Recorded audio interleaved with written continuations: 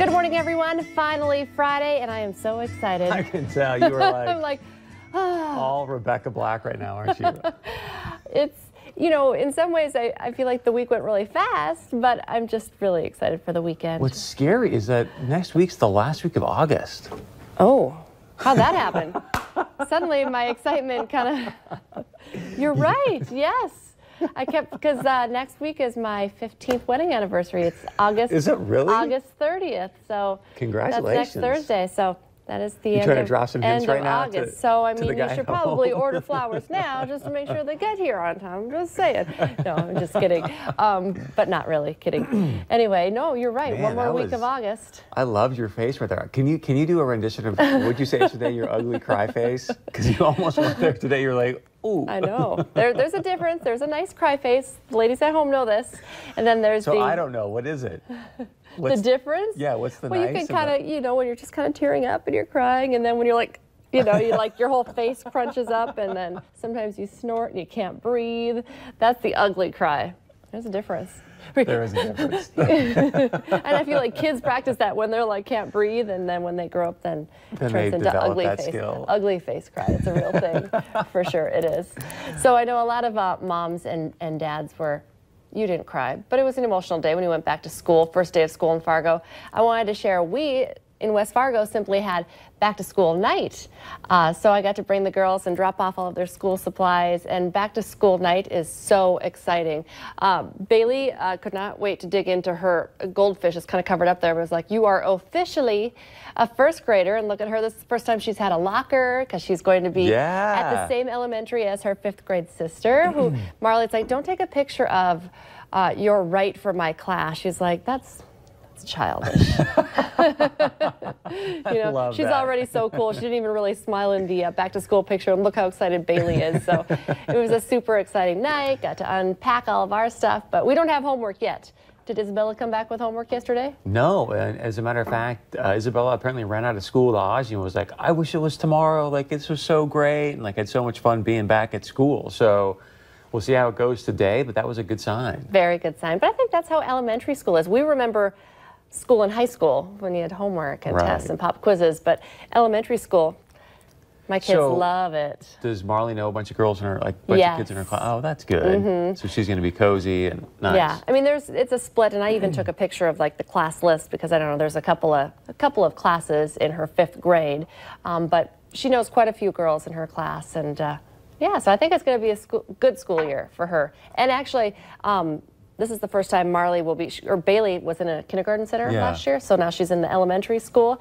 So it's the first time with all of these different ages, but she also has some of her friends from last year who made it into her class as well. And I know her teacher, because she's the same 1st grade teacher that Marley had, so I'm super excited about that. So I'm like, I must have passed the test for not being a super crazy mom, because otherwise she'd probably be like, you know, no more Bordeaux girls in my class, please. So yeah, I'm kind of excited again about going back to school and, you know, getting back into the routine. I told you we start on Tuesday, but dance classes start on Tuesday, and swimming lessons and everything, faith formation. So my planner, you know, that I like to write everything is really getting full. I even have to highlight some stuff. Grab it so we can show it off to everybody. Do you have it in your, at your desk? Yes, I have it at my desk.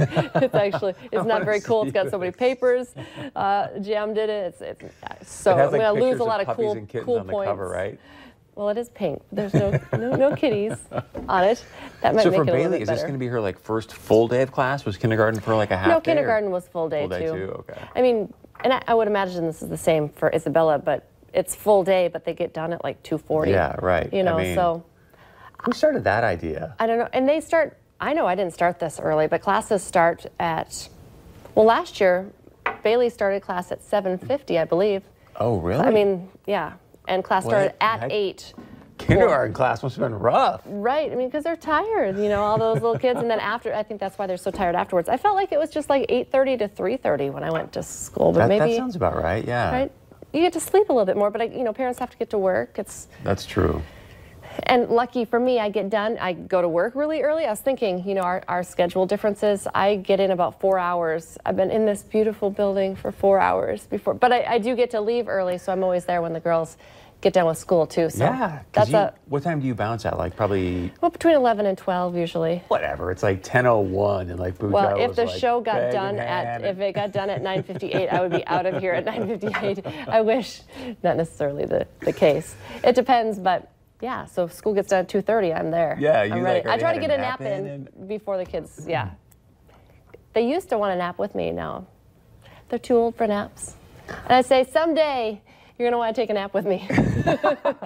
Was there ever a day that I didn't want to take a nap? I want to make sure we have time to talk about this because I know we are just now a week and a day from Bison opener, which is September 1st.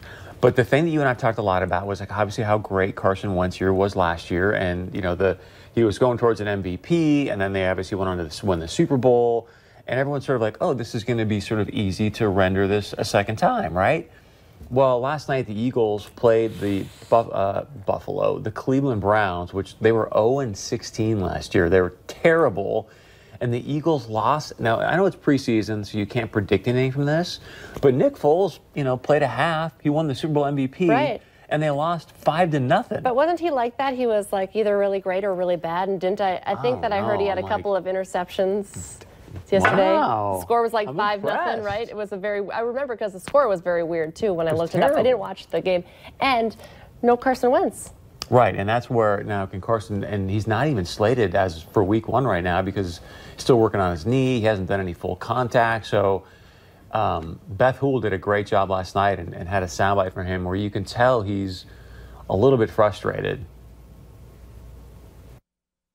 I'm going to trust what they say, and it's more than just one doc in there. There's a lot of medical brains in there, kind of trying to make the decisions. So I know where I feel, I know how I feel, and where I'm at with it, and it'll ultimately be their decision, and the coach's decisions. I agree that I did get that Carson Wentz is frustrated from that, but you know what else I got out of that interview? I think his neck is getting thicker. Doesn't he? I think that since he can't play, he's just like lifting and lifting. That guy is getting like bigger and bigger. And what's the number 2 thing? Did you notice anything else? That he's wearing a Shields cap.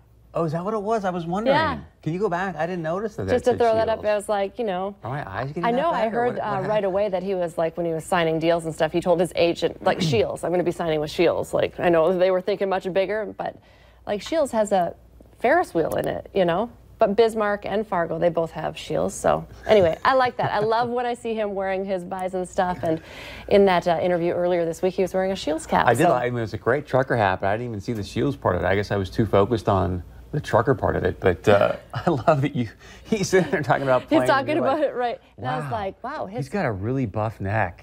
It's getting, football players, how do they do? Well, you were, and as quarterback, how does that happen? Because it wasn't like they're always doing these trap deals. I never did that. I was a quarterback. We don't, but you can tell. Look at his traps. He's like, okay, yeah. He's been pumping. And do you see the Shields cap now? It's a fish on the top. Oh. Supporting his hometown sporting goods store. Good for him. So a little extra plug for Shields because I'm obsessed with him. Staying grounded, loving Shields, loving the Bison, all that good stuff. Okay, well, of course, Carson. I guess my thing, though, do they strike lightning in a bottle again this year, or do you think this is hopefully this isn't the future of the Eagles season, right? And the Browns are not good football team. No, I don't know. That's a tough call. Of course, it's too early to say. I feel like you're giving up, and Carson hasn't even had his shot yet. And I'm just saying that, you want to kind of see some movement after a few weeks in the preseason. Again, I think the Broncos and the Vikings typically go 0-4 in preseason and end up fine. But you just kind of go, gosh, do we miss Carson that much? Or and this is terrible, but I want to say that it probably made some people happy that Nick Foles did not do that well. Because if he came out super MVP again, it'd be like, Carson's never going to get back in there. But since he kind of stunk it up a little bit, maybe that's a valid point. Even with a bum knee, Carson Wentz might be able to do it. Be back in sooner rather than later. He got them there. They had some losses anyway before they, wasn't like they had the perfect season last year.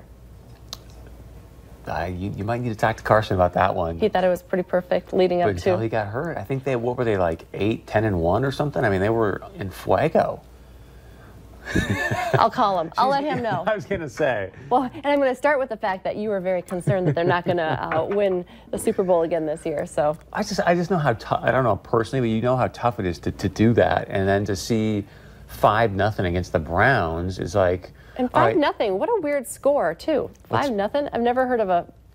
And is that a baseball game or a football game?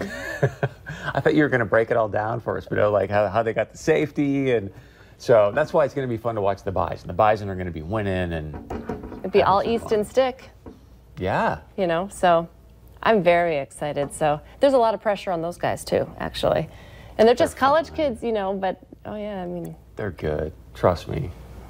I'm thinking about booking my ticket to Frisco, so. Just kidding. You know there are a lot of people who have already. Yeah. I think it's going to be a great season for the Bison again, so can't wait for that. Okay, I love talking about football. I love talking about Carson Wentz, but I kind of wanted to talk about Serena Williams. Did you play tennis? Do you know tennis? We love Serena Williams here. Why I say I don't understand this, though, is because this was kind of a big sports story today, too. Apparently, she's not going to be able to wear this sleek cat suit that some people call it fierce. It's a little bit different. This is what she was had worn last year. Yeah. Yeah. Well, now the president of the French Open, the tournament president, said no more. You can't wear that. What? Putting limitations. He, I think, said, like, quote, "I think that sometimes we've gone too far. It will no longer be accepted. One must respect the game and the place." I don't see anything wrong. I mean, of course, this picture is like, this was the, you know, maybe not the best picture, but what's the deal? I didn't know this was still a deal in tennis. Apparently, what else did I read? Like Wimbledon players are required to wear all white, you know, I didn't know that. And now at the French Open, no more Nike. And this is Nike. So I don't know. I guess I don't get the disrespect to the game, but again, I'm not an avid tennis guy, so maybe there's something I'm missing. But isn't that weird? What I'm going to love is to see how she responds. Is she going to show up with like pink hair now? And she should do something. I know she doesn't. I can relate to her where she does not like to be told what she can or cannot do. Yeah, she's going to be like, okay, watch this, my man. Did you play tennis growing up? No, that's why I said I don't really know a lot about tennis. I didn't play tennis. I didn't know there were such strict regulations on what you can or cannot wear, but. And you watch tennis and they make it look so easy with these, 150-mile-an-hour serves coming at them. There's like, ch-ch-ch. So when I was at Stanford, I dated this girl on the tennis team. And Stanford tennis is like #1 in the country all the time, right? I played football. I'm an athlete. I'm like, oh, I can go swing the racket with her. Oh my gosh, she basically just stood there and was like, poof, poof, poof. I'm running all over the court, sweating. She's like, okay, are you done yet? Are you ready? Like, she didn't even. Was that just the warm up? Oh yeah, she was just crushing me, and I was like, all right, let's stop this. This is embarrassing. Let's do something else. Yeah, let's play funny. Football. Well, I think actually Serena's outfit would work perfectly because it looks like maybe it's kind of stretchy. That's what you need when you head to the Minnesota State Fair. We were talking about the fair starting. We haven't been there, but the food's all the rave. Well, we found a story kind of showing you what you should eat and what you should skip at the Great Minnesota Get-Together. All right, guys, word on the street out here. There's a little bit of food out here at the Great Minnesota Get-Together. Like 500 different choices. Yeah. I want to try the new foods this year. There's more than 24 of them, so let's go. Let's do it.